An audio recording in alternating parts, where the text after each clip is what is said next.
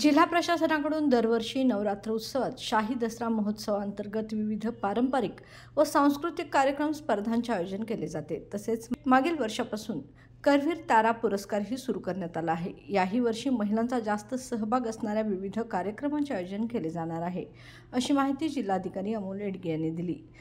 नवरात्र उत्सवाच्या पार्श्वभूमीवर आयोजित बैठकीत ते बोलत होते। दसऱ्या दिवशीच्या मुख्य कार्यक्रमावेळी विविध मिरवणुकांमध्ये ढोल, लेझिम, पारंपरिक नृत्य, कला तसेच जिल्ह्यातील क्रीडा क्षेत्रात देश आंतरराष्ट्रीय स्तरावर विशेष प्रावीण्य मिळवलेल्या क्रीडापटूंचा सहभाग मिरवणुकीत असणार आहे। तसेच नवरात्रीत प्रत्येक दिवशी विविध कार्यक्रम, यात पारंपरिक पोशाख दिवस, शालेय स्तरावर स्पर्धांचे आयोजन, करवीर तारा पुरस्कार वितरण, चित्रकला स्पर्धा, रांगोळी स्पर्धा, पारंपरिक युद्धकला इत्यादी कार्यक्रमांचे आयोजन केले जाणार असल्याचेही त्यांनी यावेळी सांगितले।